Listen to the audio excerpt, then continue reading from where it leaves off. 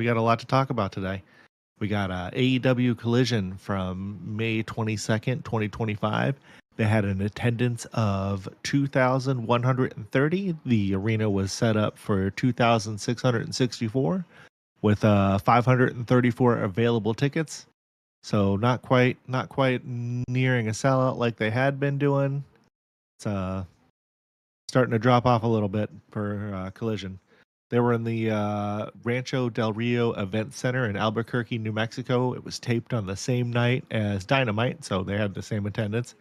So, general interest may be down a little bit. Who knows? If you saw the news from our earlier episode this week, you'll know what was going on there.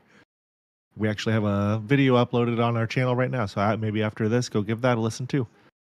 The viewership was down. Looks like 45,000 from last week, with a 0.08% in the 18 to 49 demographic. This episode really wasn't great, and we're going to blast through it. We had the opening segment with Adam Cole joining commentary for the contract signing. Tony Schiavone opens the show up, welcoming everybody to the broadcast. He introduces Adam Cole, who makes his entrance to a solid crowd reaction. He joins commentary for the upcoming contract signing, and Schiavone hypes up Double or Nothing. And, wow, we're going to have TJ jump us into the next thing. First of all, well, hi, TJ. It's good to see you. Yeah. What's going on? Just another jam-packed week of fucking wrestling. It seems like they don't want anybody to have a day without watching this stuff anymore, huh? But, nope. We could watch more of it. There's more of it. I know. I'm just saying. No. My main thing is just it would be nice if it was better.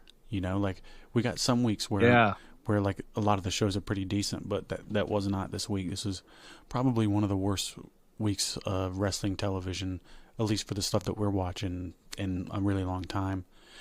But it opened up with FTR and Nigel McGuinness and Daniel Garcia doing a contract signing for Double or Nothing. Tony Schiavone moderated the official contract signing for the tag match at Double or Nothing. FTR and Stokely Hathaway entered a loud boos, followed by Garcia and Daddy Magic, and then Nigel McGuinness, who gets a warm reception. Cash Wheeler speaks first, warning Garcia and Nigel to reconsider. He insults Nigel for hiding behind the commentary desk, and then says that there'll be no magic tricks on Sunday. Wheeler signs a contract, and Daniel Garcia responds with a quote-unquote passion, saying FTR turned their backs on everyone who cared about them. He declares this fight to Tony Schiavone, dedicates it, Daddy Magic and Adam Copeland. This is going great already. And everyone is sick of FTR. He reminds Nigel of the fire he once had as ROH World Champion.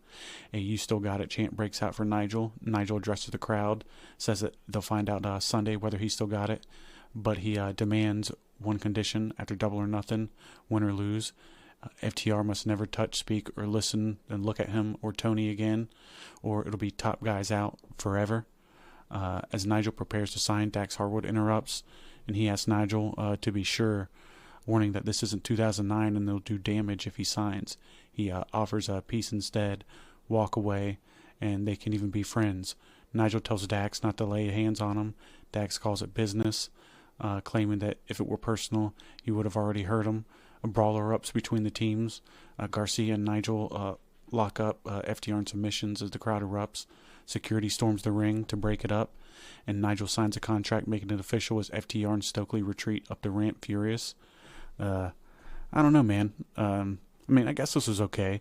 Like, Tony Schiavone, for as much as I rag on him and some people rag on him, I think he does okay in these little contract signing things when they're not kicking him out of the ring. And Nigel, I like him. I never saw any of his R8 stuff, but it seems like the small amount that we've seen him, he's decent. Daniel Garcia is fucking terrible. He's a pretty solid wrestler. Yeah. I ended up looking him up a little bit before he had that match with Bryan. That match in itself was pretty good. So, it's, he's got to be serviceable to have a match like that with Bryan. But Daniel Garcia is a fucking joke. I really wish that they would stop fucking trying to elevate this guy up a company. It's like, it's been 5 years. At what point do you really, I mean, he's not the only guy, but at what point do you realize, like, this isn't it, it'll never be it, and I'm wasting money on it, you know? I don't want to see it anymore. But FTR, they're really good as heels, you know? It's not what I'd want to see them as, but they, you can believe what they're saying. I really like the whole thing where they try to act nice, but they're dickheads at the same time, and they're kind of like a multi-layered heels. They're definitely some of the better guys in the company in pretty much anything they do. So I don't think this match will be bad by any means. It just like, it sucks having Daniel Garcia stink up something that otherwise you could probably be more invested in. But every time you see the greasy car mechanic look that he's got going on, and like, what the fuck, does he think he's a member of the Sopranos? Why is he wearing those like track suits and or whatever you call them? I don't know, man. You tell me a little bit about that.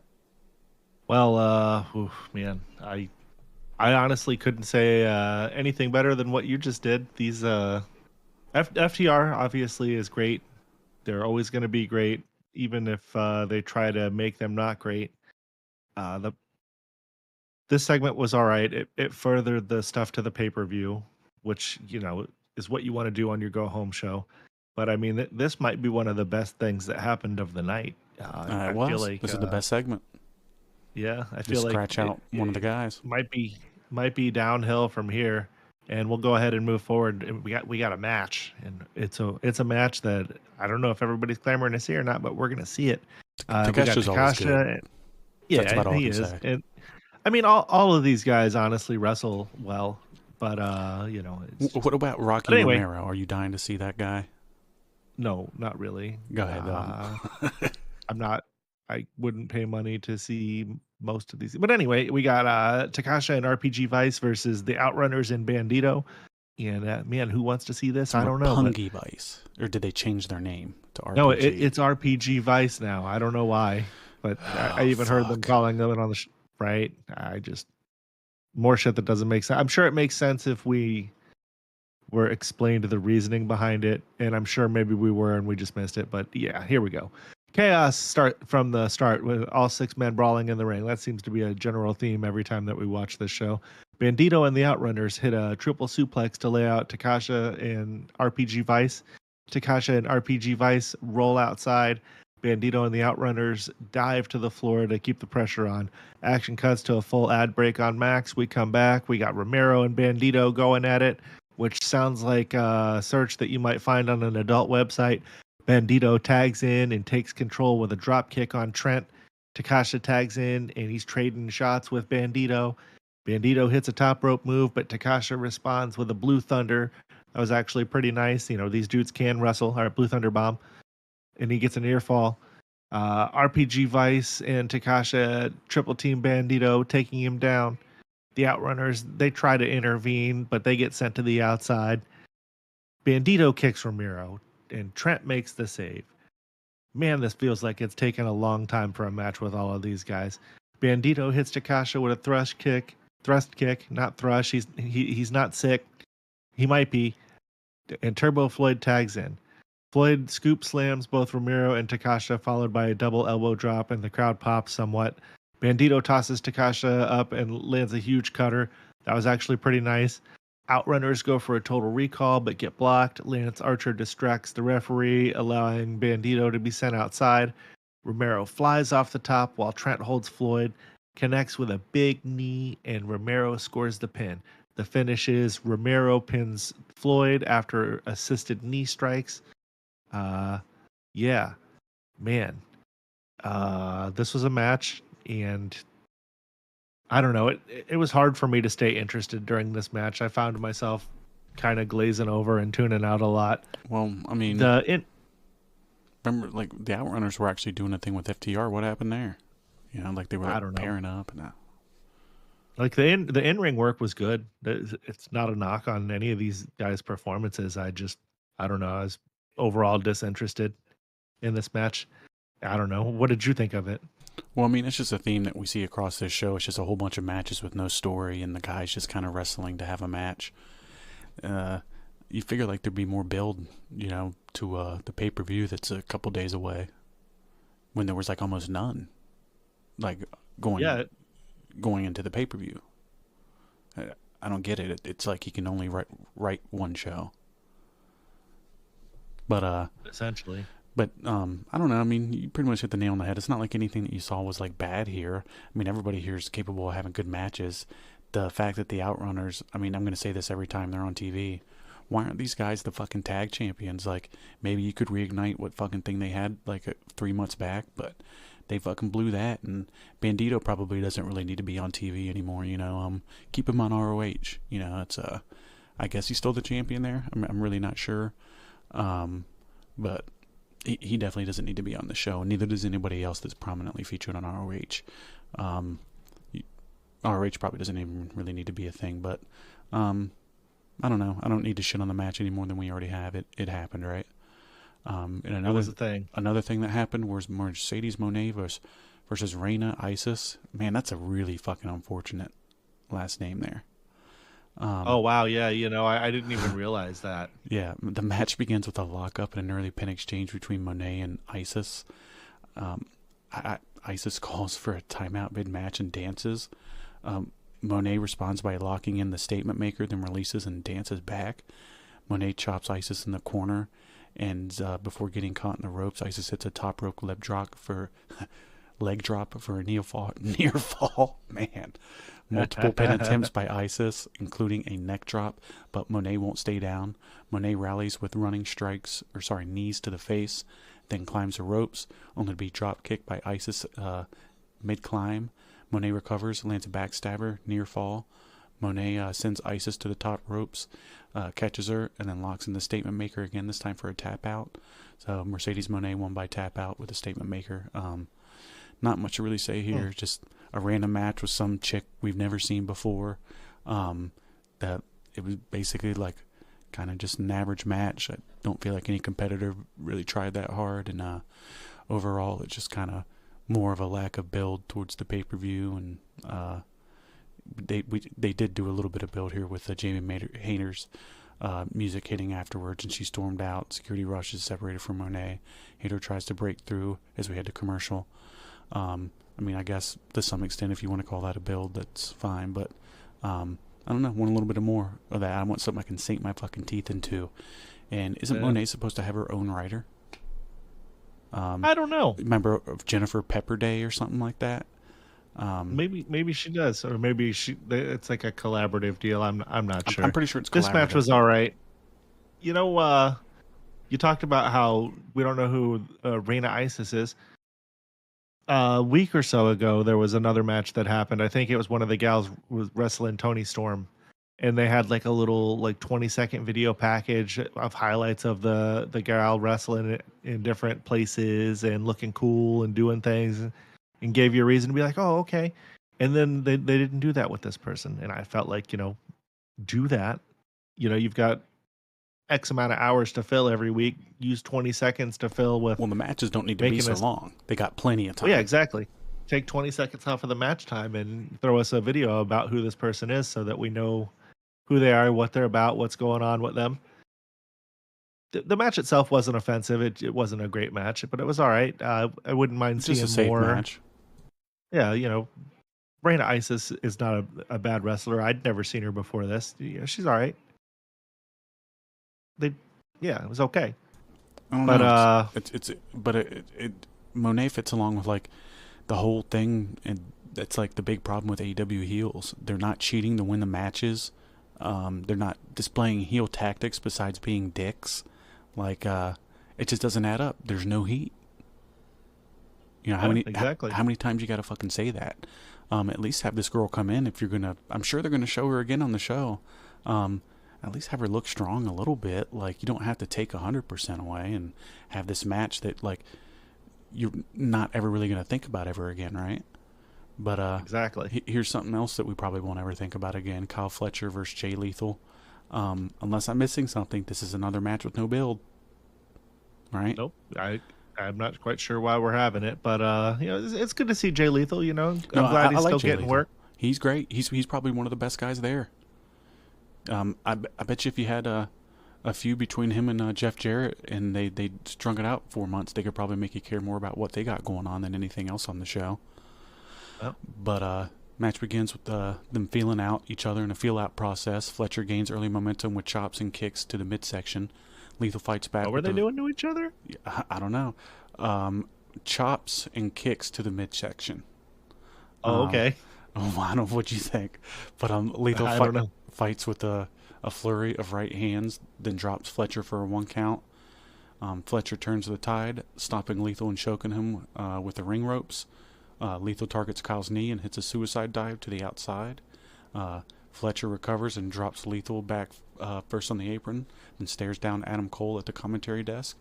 After a full break with no picture-in-picture, Lethal and Fletcher trade hard strikes in the ring. Lethal nearly just steals a win with a roll-up, but attempts a figure 4, but Fletcher escapes and counters with a roll-up 2 count. Lethal targets a knee again and goes for the lethal injection, but Fletcher counters. Lethal finally locks in the figure 4, but Kyle reaches the ropes and breaks the hold.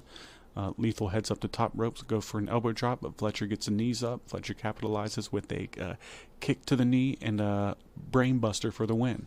So Kyle Fletcher won with a pin, 3 count, with the brain buster against Jay Lethal there.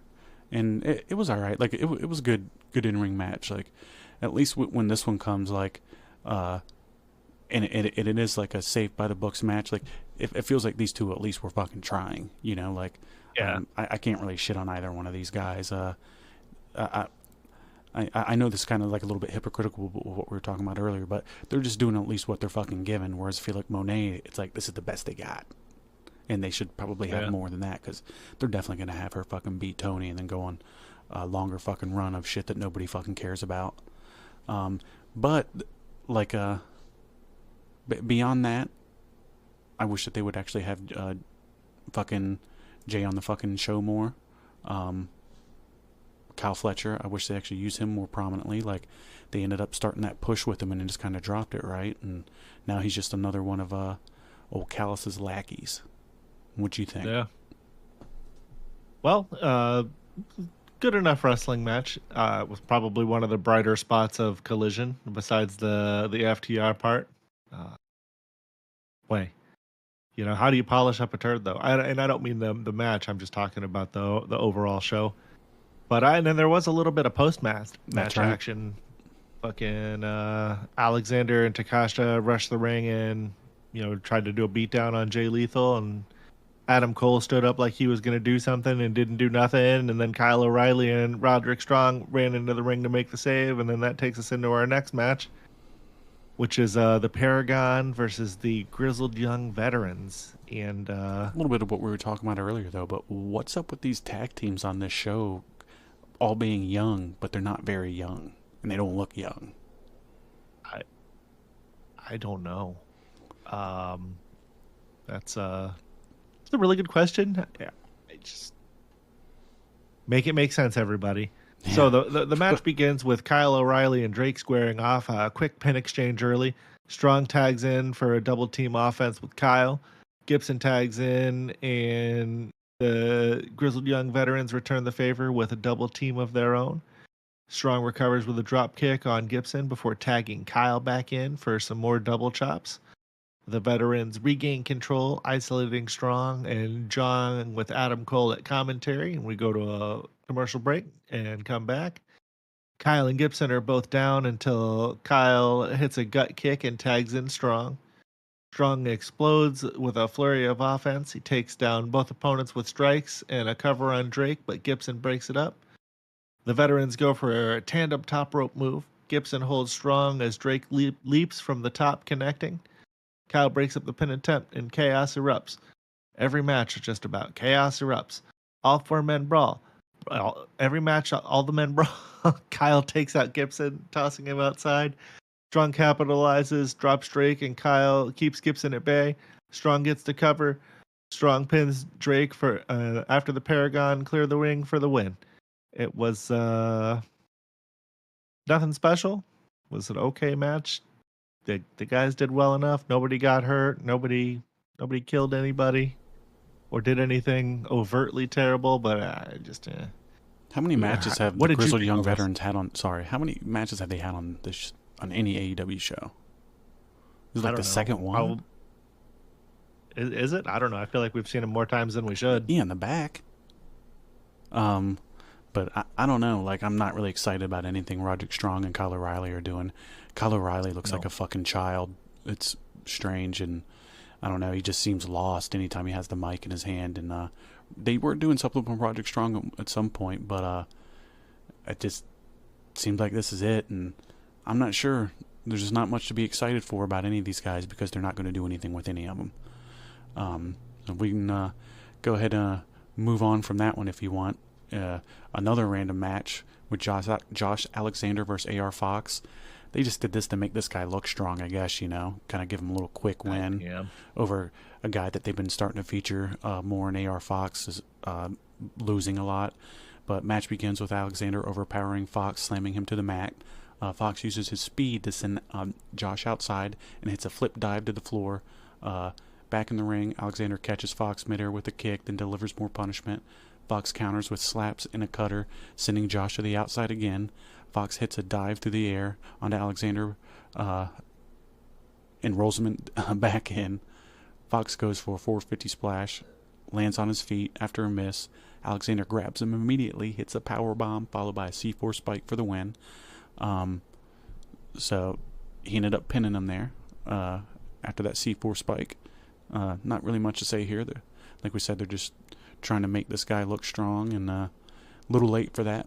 You've pretty much already fucking made this guy one of the boys, and he's instantly night one lost all credibility. Well, I don't know if it was night one, but the second he paired up with the Don Callis family and just was like he lost night one in the Owen Hart to Hangman, right?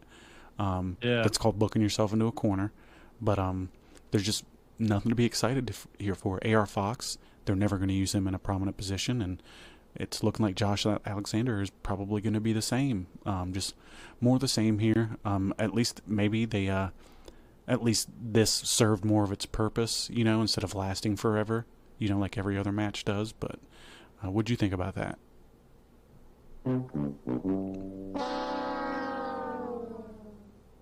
So that's about it. Moving on.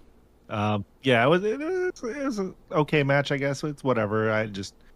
Collision is getting really fucking hard to watch. Well, I don't know what it is. I know he has a problem and busted his ear open at some point, but the headgear's got to go. You look like a fucking dumbass. I don't know if it's just me, but could you imagine seeing Stone Cold out there with a headgear on? He'd look like an idiot. It applies an artificial ceiling to your character immediately.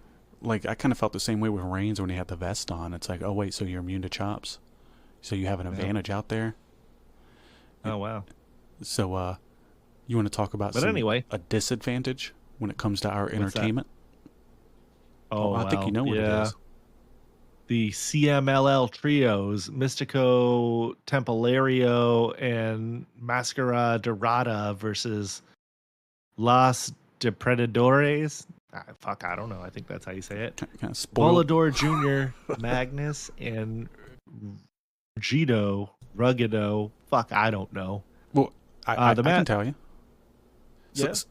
There were a whole bunch of guys in the ring with fucking masks. They jumped around. They did some shit that you've seen before that every fucking luchador match has on this show. You don't know any of these guys if you've never seen them before. It's interchangeable. You still don't know any of these guys because they're not capable of fucking expressing them differently in the commentary fucking booth. And again, they're all wearing masks. They're all doing the same exact shit. So you tell me what I'm fucking watching. I don't know. Fuck this match. Well, you know what it's at. Sorry, I don't mean to keep cutting you off. No, it's okay. It's the Forbidden Door thing. I'm thinking, so they're gonna have to have these guys come on and have some matches that nobody gives a fuck about with guys that will never be able to build a connection with an American audience. This goes back to what I was saying a minute ago about show us a fucking video package to make us care about these people. You can't introduce all these guys at once like that. Nope. They're all wearing fucking masks. 6 dudes, I have no idea who they are, and that's not a knock on them. And their in-ring work was, good enough. It sounds like we're shitting on them completely, so we'll throw them the bone. The in-ring was nice. I'm not saying any of these guys suck. It's just the presentation. The presentation sucked. Yeah, and the way that just know, if I'm watching a fucking UFC fight and they decide to bring in guys that I know, but they're all wearing masks, it's essentially the same shit. I don't know who the fuck these people are, and I'm not going to get hyped for it. And, you know, all these guys are just too similar for me. And I am into some luchadors, but I'm probably never going to be any of these guys. And I don't know. You want to keep talking about this, or? No. Speaking of guys don't want to talk about, why don't you tell us about the next match, which is the main event for some reason? So it's Commander and Speedball versus Rush and Dralistico, which, you know, we had talked about this some. No, we had talked about this some too. And it's like, how many of their guys are refusing to work 2 nights a week or something, or just how, like, he's not willing to pay these guys extra dates right now or something. Like, he just holds them to the fucking contract dates, because it's like, there's no star power, nothing going on here that I want to fucking see. Why is Speedball on your show more than like anybody else? This guy's everywhere. He is all over this shit. Now, if you want to talk about like a luchador that I will shit on, is Commander. He is probably the most boring, unrealistic, just takes me out of any fucking match guy that I've ever seen. Rush, you could just get rid of him. It wouldn't make a difference in your show. You've used him terribly. He's corny. Nothing that he does sticks out. He fucking stinks. Dralistico, I don't know enough about him, but you can just lump him up with every guy in the last match. There would be no fucking difference to me. Match begins before the bell. Dralistico ambushes Bailey and Commander. Rush joins in, leaps to the announce desk while Dralistico dominates at ringside. Commander gets stoned into the barricade. Bailey is tossed into the ring. Commander recovers and launches off the ropes, takes down both Rush and Dralistico. Bailey and Commander hit dives to the outside, but attempt a second and crash and burn when their opponents dodge. After a commercial break, Rush and Dralistico double-team Commander until he escapes and tags in Bailey. Bailey unleashes a flurry of kicks, including an axe kick to Dralistico. We get a near fall after that. Rush tags in and exchanges stiff strikes with Bailey. Rush hits a spinning discus shot, fakes a charge, then delivers a savage jaw kick. Commander sends Rush out. Bailey hits a moonsault on Dralistico. Commander flies off the top rope to wipe out both. Flies off the top rope to wipe out both Rush and Dralistico on the floor. They get a little pop for that. And then back into the ring. Stereo shooting star presses from Bailey and Commander. Double cover. They both kick out at 2. Rush hits Bailey with the suplex plus knee combo, sending him outside. Dralistico hits Commander with a second rope facebuster, but Commander kicks out. Commander tags in Bailey, who lands a spinning kick on Dralistico. Commander follows up with a top rope splash, and Bailey covers Dralistico for the 3 count. So Bailey and Dralistico won after a pinfall. Or no, they didn't. Commander and Mike Bailey win via pinfall. My apologies. I don't know. I pretty much said everything at the beginning, but I'm just not into any of these guys, and I probably never will be. And you probably didn't need to hire Bailey onto this. You could have let WWE have him, or anybody. It wouldn't have made a difference to your show's ratings, the quality of it.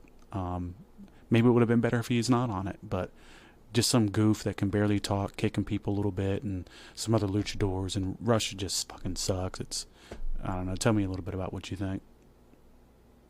Not much. I know we keep saying that, but fuck, man, this was just such a hard episode to watch. Yeah, you just don't care about anybody on it. Yeah, you know, match was good enough. They didn't have a bad match, so I know we keep saying that, but it just, you know, it takes more than having good in-ring work to make us care about all this, and you can't just keep throwing. Well, they're all the same. Matches together for the sake of having matches, and then exactly, all these matches have the same moves. The dudes are doing the same shit. So when other guys do it doesn't matter, and it's like, yeah, exactly. There's either like attacking usually before and after, but it's almost a guarantee that after the match, people are going to get beat down. Yeah, it's just not. So that was Collision. No, it's not. It actually wasn't. So post-match, Okada's music hits. He confronts Bailey, offers a handshake, only to flip him off, and Bailey responds by kicking Okada, sending him out into the ring, and he picks up the Continental title, looks into the camera, and declares, "This belongs to me." Bailey stands tall with the belt as the show goes off the air. There's one thing that I can declare right now. He's not winning.